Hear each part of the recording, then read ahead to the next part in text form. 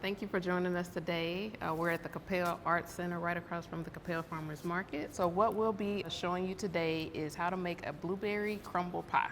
It's an easy recipe, anybody can do it, and everybody will love it. So what we're gonna do is go ahead and get started. We're gonna first make the crust, then we're gonna make the blueberry filling, and then the crumble topping that goes on top. Yes. All right.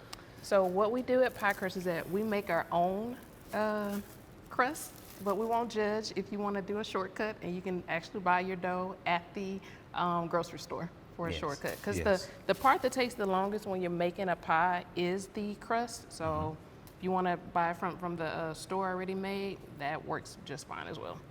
So we have our dough already made. It's already prepared and it's cut to the size that we need.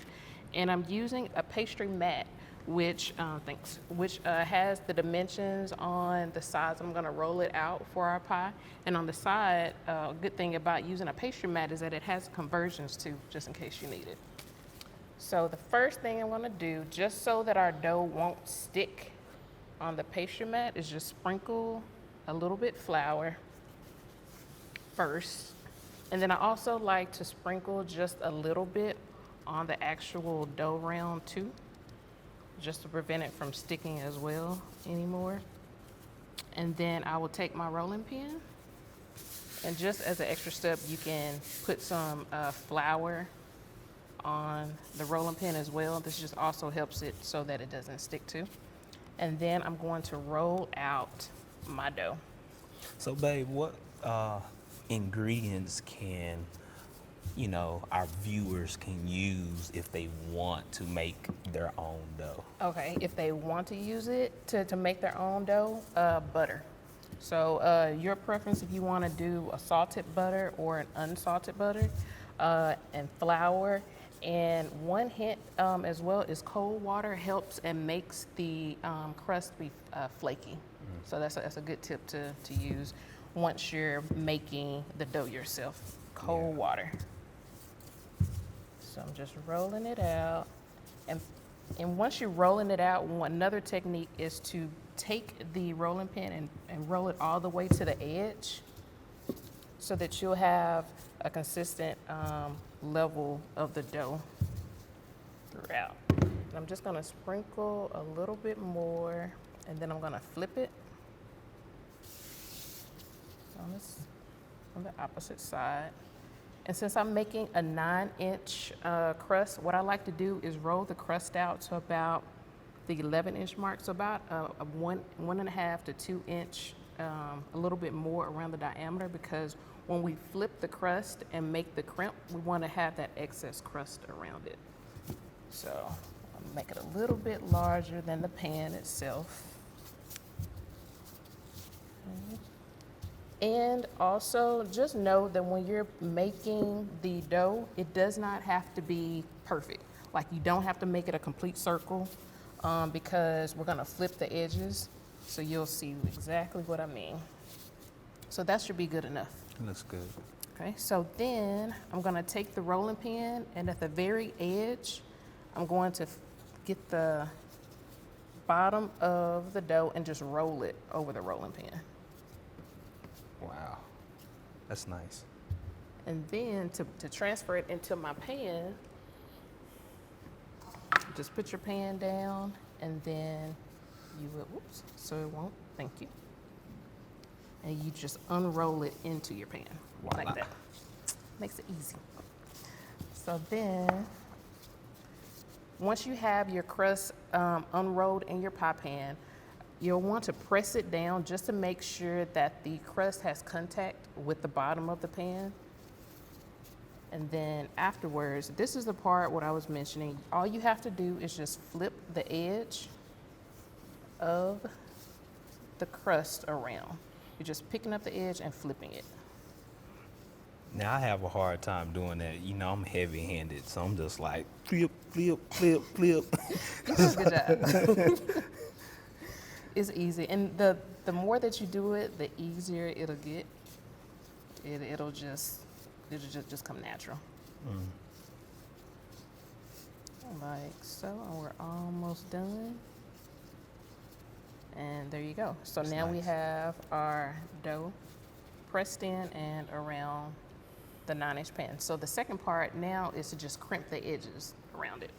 So I'm going to just, and the way that you do it, well, the way that I crimp it is I use my index and my thumb on both of my hands, and then you're basically just pinching it like this. You're just pinching it all the way around. Like how you do me when you're upset. You just be pinching me. I don't know what you're talking about. So you just pinch around in a circle until you complete the whole edge, like so. Now there's other ways that you can crimp it too. Like if you didn't want the pinch look, you can do it with the edge of a fork. That's another way, different style. So you can get really creative with the edge of the crust. Okay. And that's Perfect. it. Perfect. Sweet. And one last thing that I usually do as well is I'll take a fork and just poke just a few holes at the bottom. This just allows the bottom of the crust to, I guess you can say, breathe while it's baking. So just do a few of those and then I'm done. And we'll sit this in the fridge to let it chill as we now start on our blueberry filling. Now we are about to start on our blueberry filling. Really easy. You may actually have all of these ingredients at home already in your kitchen, so we'll walk you through it. So the first thing that we want to do is go ahead and get your oven set to like a medium to high heat. We have our blueberries. You can use fresh or frozen blueberries. We have fresh blueberries, so make sure that if you're using fresh, that you rinse them really well, wash them really well, and drain them using a colander. And then we're going to pour them in the saucepan. Okay. And we're going to add the cornstarch as 4.5 tablespoons of cornstarch. If you don't have cornstarch, flour works just as well. The purpose of the cornstarch or flour is just to thicken the filling so that it won't be too runny, because you don't want a runny blueberry pie. So he's just stirring it.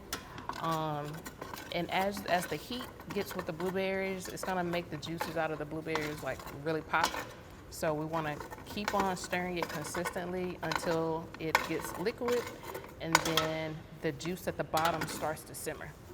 So now we're gonna add 2/3 cup of sugar.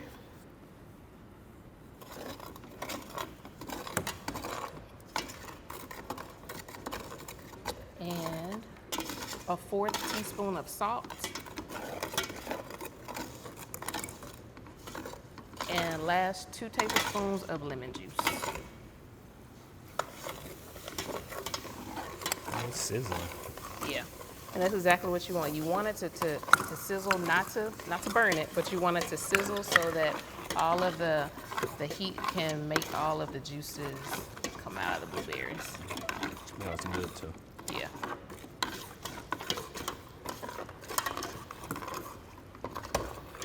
And as you're stirring it, I'll say it'll take about 10 minutes, and then the filling is gonna get thick. And at that point, you can then take it off of the fire, and then what we'll do is pour it into a glass bowl, and this will allow the filling to cool down to room temperature, because you don't want to put warm filling into your pie crust. So that'll be the next step after the filling is ready. How long does it usually take? Depending on if you have the heat on medium to high heat, I would say about 10 minutes, about 8 to 10 minutes. That's usually what we'll take. If you wanted to speed it up, you can actually turn your heat up on your stove just a little bit. But that's it. Those are all of the ingredients that are in the blueberry pie. And that's why I mentioned you probably have all of these ingredients at home, so you wouldn't have to buy anything extra. And it smells good. It smells really good.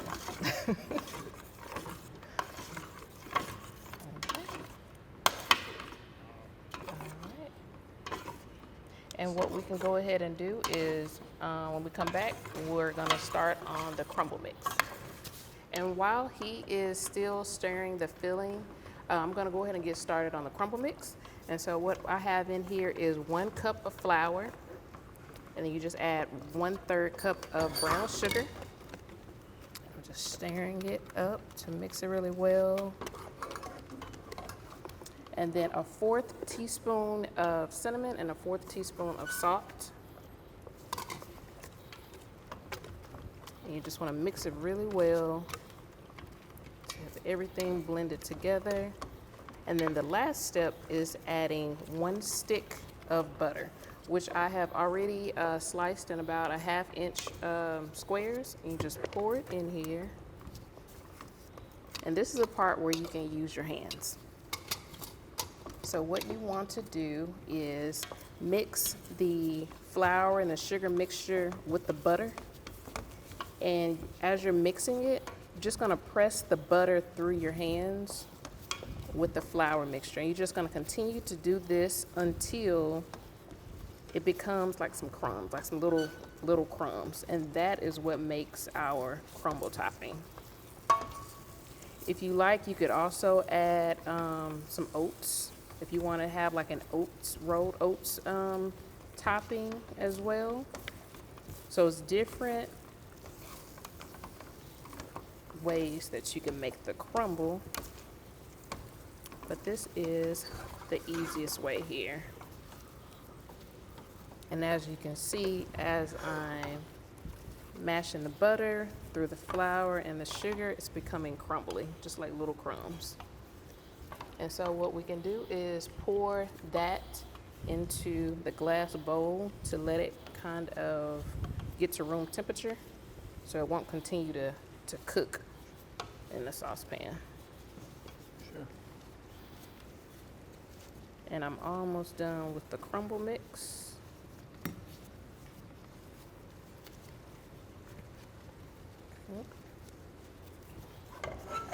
Looks good.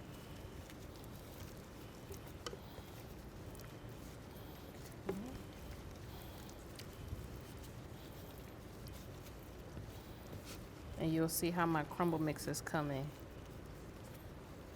along.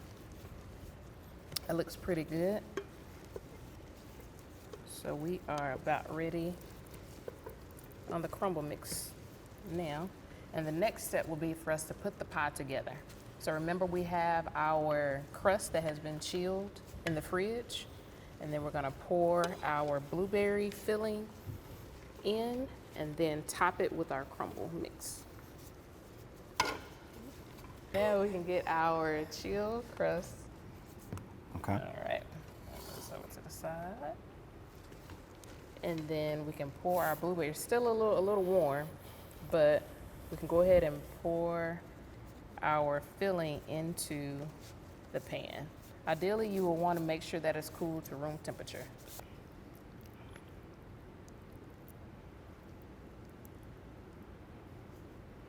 And you want to flatten it, so make sure that the filling is all around evenly in your pan.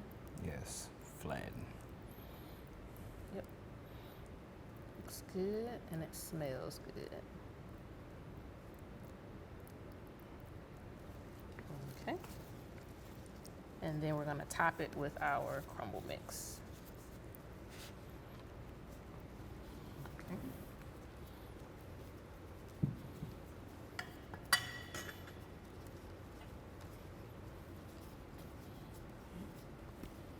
Can get a little messy.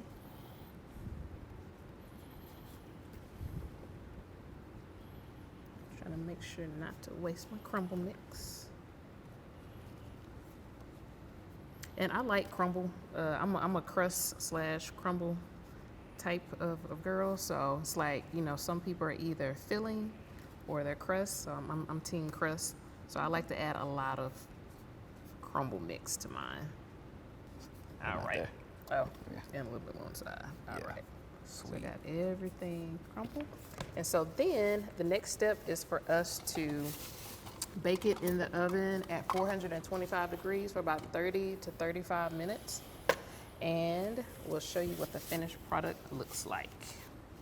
All right, and this is the finished product, blueberry crumble pie. And I baked it in our oven for about 35 minutes. The temperature on your oven may vary, so I would suggest that as you're baking it to check it around close to the 30-minute mark. And voila, Voila. enjoy.